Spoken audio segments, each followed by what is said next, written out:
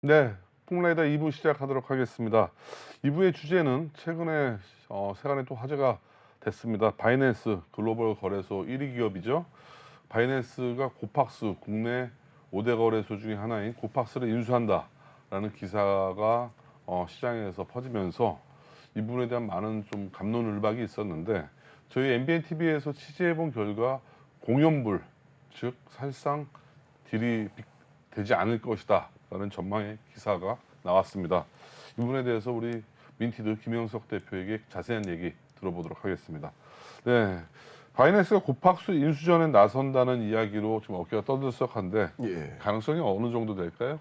가능성을 제가 정말 현실적으로 말씀을 네, 드리겠습니다. 네, 고팍스가 바이낸스에 인수될 가능성은요. 네, 제로부터 0부터 네, 100%, 네. 둘 중에 하나라고 생각을 하면 됩니다. 올 원하시다. 예. 물론 뭐 M&A라는 게 당연히 뭐 인수 아니면 인수가 안 되는 건데. 근데 바이낸스가 껴있다라는 네. 점이 상당히 네. 가늠을 할 수가 네, 없다라는 내용이고요. 특히 최근에 또 닥사 열심히 활동을 하고 있죠. 네, 고팍스도 닥사 내에서 교육 분과를 맡아서 네. 뭐 제가 아까 지금 코빗 같은 경우에도 준법 감시 분과가 아니라 시장 감시 네. 분과인데 시청자 여러분들 혼선이 없도록 다시 한번 그 정정을 해드리겠습니다. 호빗은 준법 감시가 아니라 시장 감시를 맡고 있다. 예, 그렇게 정정하면 되는 거죠? 맞습니다. 네, 바이낸스에서 고팍스를 또 인수를 한다라는 이야기가 계속 나오고 있죠. 네. 이상할 정도로 여러 매체들에서 계속해서 보도가 되고 있어요. 네. 근데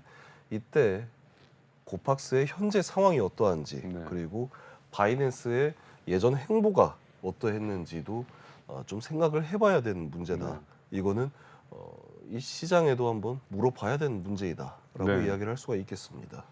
네, 뭐 지난달 작년에 그 연말 들어서 고팍스 고파이 문제로 상당히 그 몸살을 앓았잖아요. 예, 어느 정도 좀 진정 기미가 좀 보이나요? 일단은 지금 고팍스 차원에서는 문제가 해결이 될 것이다. 네. 뭐 이야기가 잘 되고 있다. 네, 투자에 관해서 이렇게 이야기가 나오고 있지만 아직까지는 해결을 못한 네. 상황이고요. 그리고 특히 그 고파이에 묶여 있는 회원들의 예치 자산이 약 45억 원입니다. 네, 근데 지금 고팍스의 어떤 운영상으로는 이 45억 원을 해결하기가 사뭇 어려운 상황이란 말이죠.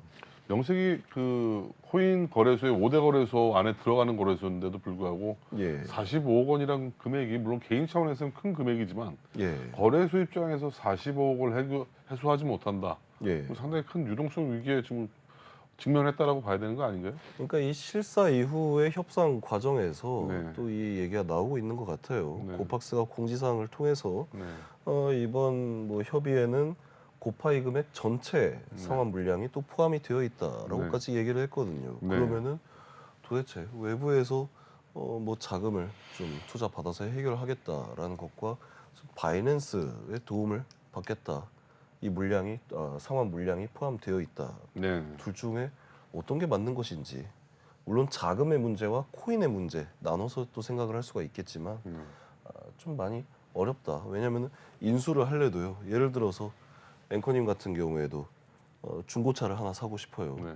정말 문제 없고 문콕 하나 없는 그런 차를 인수하고 싶으십니까? 아니면 핸들이 없는 차를 인수를 하고 싶으십니까? 인수하고 싶어도 인수를 못 하죠. 핸들이 없으면. 예. 네. 돈 들여서 네. 핸들 하나 해 넣으면 되니까 네. 그건 나중 문제라 네. 치더라도 네. 같은 차종이라고 했을 때에는 핸들 없는 차는 인수를 안 하고 싶단 말이에요. 네. 근데 바이낸스 입장에서도 지금 고팍스가 이런 문제를 겪고 있다는 게 네. 물론 바이낸스한테 45억이라고 한다면 그렇게 큰 돈은 아닐 수도 있어요. 네. 하지만 이런 문제점을 안고 있는 거래소를 쉽게 인수를 할까라는 네. 생각을 다시 한번 해보게 만드는 대목이라고 할 수가 있겠습니다. 고팍스도 고팍스지만 우리가 계속 고팍스만 집중을 하다 보면 예. 인수자인 바이낸스에 대해서는 우리가 많이 좀 주요한 부분들을 패스할 수가 있는데 예. 그래도 명실공히 글로벌 1위 거래소란 말이에요. 바이낸스는. 그렇죠. 근데 바이낸스 자체도 상당히 지금 뭐 베일에 가려져 있는 부분이 상당히 많아요. 일단 또, 본사가 어디에 있는지부터 명확히 파악이 안 되고 있으니까. 네. 그리고 자오창펑 바이낸스 CEO 같은 경우에도 계속해서 열심히 네. 전 세계를 돌아다니고 있죠. 네. 뭐 프랑스 칸에서 피자를 굽기도 하고요. 네. 예. 그리고 우리나라 부산에 와서 네. 또 시장을 만나기도 하고요. 굉장히 글로벌하게 돌아다니고 계시는데 사실 이 바이낸스 자체가 굉장히 좀 베일에 쌓인 것도 문제지만 이제까지 말이 계속 오락가락한다라는 네. 것도 큰 문제인 겁니다. 예를 들면 어떤 말들이 오락가락했어요? 예를 들어서 가장 큰 경우에는 작년 5월달에 있었던 네. 루나 사태 네. 관련해서도 마치 자오창펑이 루나 사태에 대해서 도움을 줄 것처럼 이야기를 하다가 네. 그래서 꼭 트위터를 가지고 얘기를 한단 말이에요. 네. 앨런 머스크처럼 네. 트위터를 가지고 우리 뭐 도와줄 의향이 있다. 네. 권도영 씨도 우리 지금 바이낸스와 굉장히 진지한 이야기를 나누고 네. 있다라고 하다가 갑자기 루나 코인을 상장 폐지시키겠다. 네. 권도영 씨도 얼마나 놀랬겠습니까? 네. 그것도 트위터로 얘기를 한 거예요. 자오창펑이. 네. 그러면서 어떤 이야기를 했는데 네. 굉장히 한심하다. 네. 그럼 권도영 씨 입장에서는 도와준다고 했는데 네. 도와줄 것처럼 얘기를 하다 갑자기 상장 폐지를 시켜놓고 한심하다 네. 얘기를 해버렸어요. 네. 그 좀 있다가 루나에 대해서 다시 상장을 하고 또 네. 거래를 재개를 했단 말이에요. 약간 앨런 머스크 따라하기 식인가요? 앨런 머스크도 이건 쉽게 못 따라할 겁니다. 오히려 더 나갔네요. 말이 왔다 갔다 하는 그렇죠. 그리고 게. 네. 이번에 FTX 파산할 때도 어떤 일이 네. 있었습니까? FTX가 파산하기 직전에 네. 샘 뱅크먼 프리드가 또 도움을 요청을 했어요. 네. 바이낸스가 마치 또 도와줄 것처럼 네. 했다가 발을 뺐단 말이에요. 네. 그러면은 FTX 입장에서는 그 골든 타임이라는 게 있었을 텐데 네. 그 시간을 놓쳐버리고 결국에는 글로벌 3위 FTX 거래소가 망할 줄 생각이나 했겠습니까? 네. 근데 이것도 파산을 해버렸고요. 그렇기 때문에 바이낸스가 앞으로 뭘 하겠다라고 이야기하는 게 어떻게 큰 신뢰성을 얻기는 좀 많이 힘들다라고 네. 생각을 할 수 있죠. 자, 우리가 그렇다면 고팍스의 문제도 문제지만 바이낸스의 이 오락가락 그 행보에 대해서 예. 상당히 M&A 딜에도 상당히 많이 제가 보기엔 작용이 될 것 같아요. 예. 최종적으로 바이낸스가 고팍스 인수 의사를 철회할 가능성 어느 정도라고 보세요? 일단은 앵커님 한번 네. 제 손바닥을 한번 봐주시기 바랍니다. 네, 맞습니다. 아주 간단하게 뒤집었죠. 네. 이제까지 바이낸스의 자오창펑 CEO가 예, 금방 이해가 되네요. 무슨 이야기를 네. 하든지 갑자기 예고도 없이 네. 그냥 뒤집어 버렸어요. 네. 이런 사태가 음. 고팍스라고 발생하지 않을 법이라도 있느냐. 네, 그러니까 이게 사실은 그렇게 해서 정말 좋은 현상이 나타난다. 뭐 협업을 한다라든지 인수가 되어서 이 디지털 자산 시장에 좋은 영향을 미친다라고 네. 또 생각을 할 수 있으니까 네. 어떻게 해서는 일단 잘 됐으면 좋겠어요. 같은 네. 업계인으로서. 네. 근데 예상을 하기가 정말 어렵다라는 게 좀 많이 어려운 상황입니다.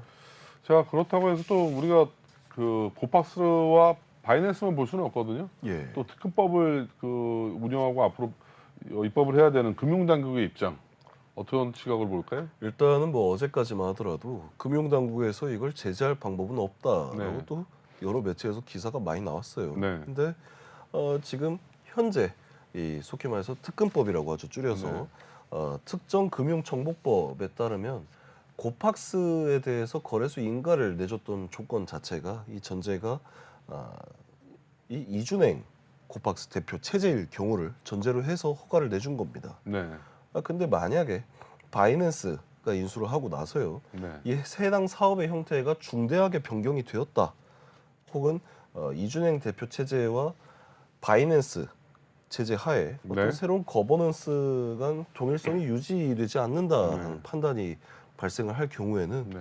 금융당국에서도 이걸 인가 내줬던 걸 다시 한번 생각을 할 수밖에 없다라고 그렇죠. 생각을 할 수가 있는 어떻게 보면 겁니다. 원화 개정의 재검토가 또 시작될 수도 있겠어요. 예, 그러니까 딱히 우리가 제재는 하지 않을게. 네. 너희가 사업을 하겠다라는데 네. 그런 부분에 있어서는 제재를 할 수는 없지만 네. 우리가 너희들한테 거래소 인가 내주고 특검법상에서 통과시켜준 그 조건을 한번 다시 한번 생각해봐. 네. 이 얘기가 제일 무서운 거거든요. 그렇죠. 이제 돋보기로 쳐다보겠다. 차라리 하지 말라고 하든가 아니면 하라고 하든가. 네. 근데 마음대로 해 네. 하는데 내가 왜 너 그거 하게 뒀었는지 생각을 해봐라고 한다면 이것만큼 무서운 게 어디 있겠습니까? 네.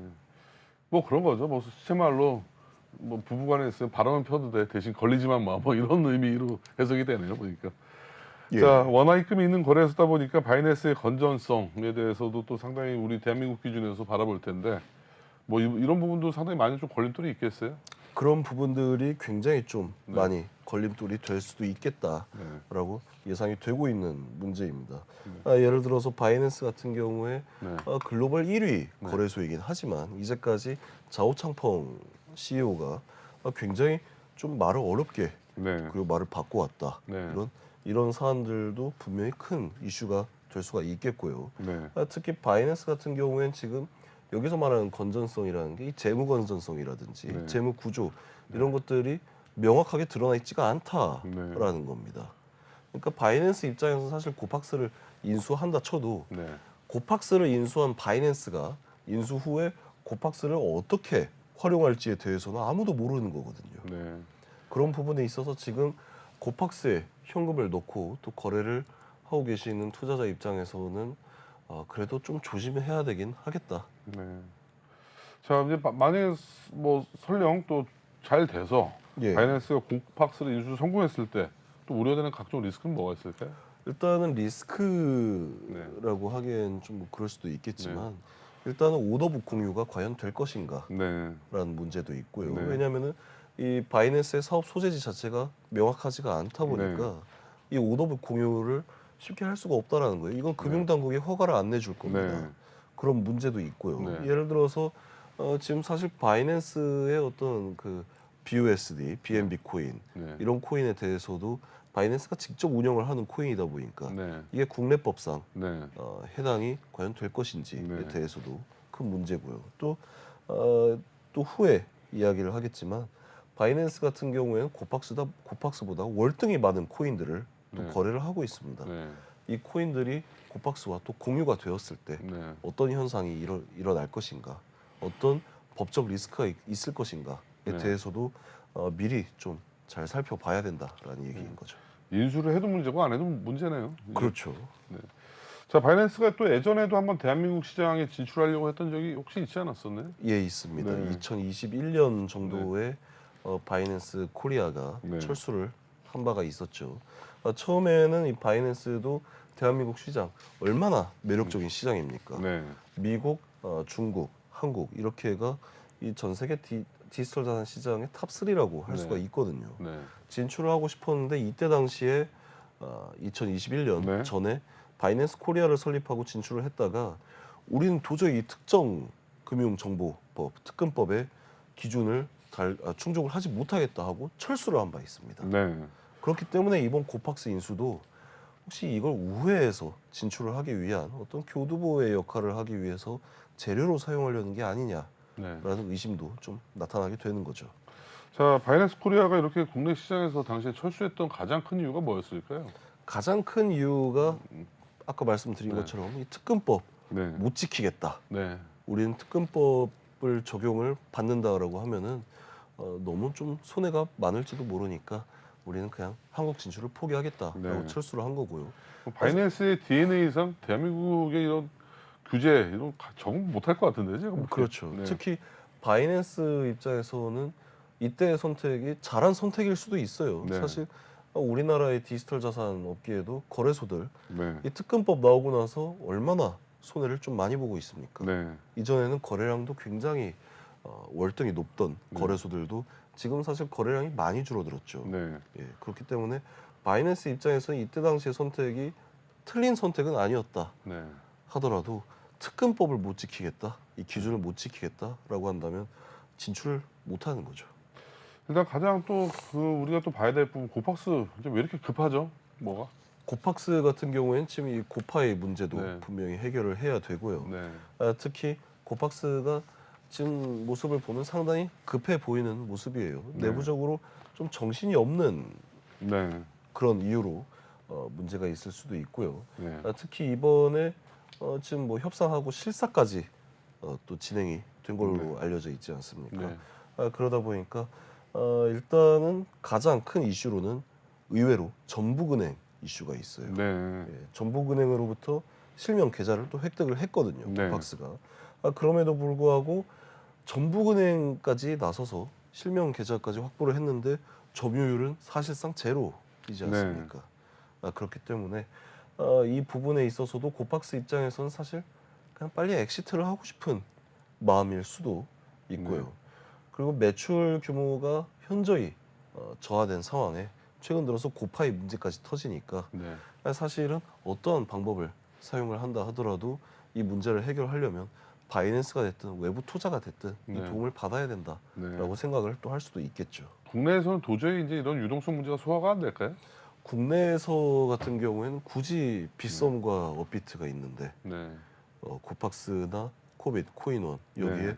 거래량이 좀 획기적으로 나눠질 이유가 사실상 좀 찾아보기 어렵다라고 네. 하기 때문에 네. 안 그래도 지금 유동성 자체가 크립토 윈터로 인해서 많이 좀 저하된 상황이지 않습니까? 네. 유동성이 올라간다 하더라도 이젠 투자자들이 알거든요. 어느 거래소를 사용했을 때 문제가 터져도 데미지가 적을지. 특히 최근에 FTX 파산하고 네. 이런 케이스들이 너무 많다 보니까 네. 자연스럽게 좀 더 신뢰성 있는 더욱 큰 거래 규모가 큰 그런 거래소를 이용을 할 수밖에 없는 겁니다. 네. 그렇기 때문에 크립토 윈터가 지나간다 하더라도 사실은 뚜렷한 방법이 보이지 않는 거죠. 네. 자, 그렇다면 고팍스를 이용하는 그 회원들, 투자자들에게는 이게 지금 잘 되면 호재일까요? 어떻게 될까요? 악재일까요? 고팍스를 이용하는 회원들에게 있어서도 이게 사실 큰 영향을 주지는 않을 것 같습니다. 네. 차라리 고팍스에서 네. 진행하고 있는 이 고파이, 네. 고파이에 해결해줘야 하는 45억 원의 예치 금액, 이 문제에 엮여 있는 회원들이라면 호재일 수도 있겠죠. 네. 하지만 고팍스가 지금 아무리 어렵다 하더라도 예치 금액을 출금을 못 해주는 상황은 절대 아니에요. 네. 이 출금에 대해서는 정말 신뢰성 있게 네. 성실하게 또 제공을 해주고 있고요, 서비스를. 그렇기 때문에 딱히 뭐 호재다, 악재다라고 할 필요는 없어 보입니다. 네. 하지만 닥사 협의체 입장에서는 악재로 볼 수도 있겠다라는 네. 거죠. 자, 또 한간에서는 이 고팍스의 고파이 문제를 진정시키기 위해서 예, 바이낸스 인수라는 호재를 일부러 좀 시장에 흘리는 것이 아니냐, 예. 뭐 이런 얘기들도 돌아요. 어떻게 생각하세요? 일단 충분히 좀 가능성이 있는 네. 문제라고도 생각을 해요. 네. 일단은 고박스 차원에서도 바이낸스가 결국에 우리를 인수를 할까라는 네. 생각을 할 수도 있거든요. 네. 처음이 아니라 예전에 4조 원대로 뭐 인수한다. 네. FTX가 빗썸을 네. 이것도 결국에 무산이 됐지 않습니까? 그러니까 고팍스 차원에서도 바이낸스의 고팍스 인수에 목을 메고 있을 상황은 못 된다라는 네. 거예요. 이게 네. 현실적으로는 굉장히 어려운 네. 일들이 앞으로 펼쳐지다 보니까. 네. 근데 바이낸스에서 고팍스를 인수한다 이런 소식들이 계속해서 또 나오게 된다라면 일단 지금 고파이 문제를 해결하기 위한 자금을 여기서 융통해오기는 분명히 편하겠죠. 네. 이걸 이러한 점을 위해서 좀 언론 플레이를 한 게 아닌가라는 네. 의혹도 여러 군데에서 좀 나오고 있는 상황입니다. 예, 뭐 아직까지는 뭐 의혹이다 보니까 저희가 뭐 확정지어서 말씀드리는 건 아니고요. 예, 뭐 이 시장의 여러 가지 소문 중에 하나다라고 말씀을 드리겠습니다. 예. 자, 마지막으로 고팍스 인수를 위해서 바이낸스가 제시한 금액, 이게 뭐 좀 구체화된 얘기들이 있나요? 처음에 이 FTX에서 빗썸 인수할 때 네. 그 금액이 예. 약 4조 원의 인수를 전제로 하고 또 실사를 했었지 않습니까? 네네. 자, 그럼 빗썸이 4조였어요. 네. 고팍스 어느 정도 뭐 되겠습니까? 시장 점유율로 접근해서 계산을 할까요? 뭐 자산 총액, 뭐 영업이익 여러 가지 같이 척도가 있을 텐데. 예.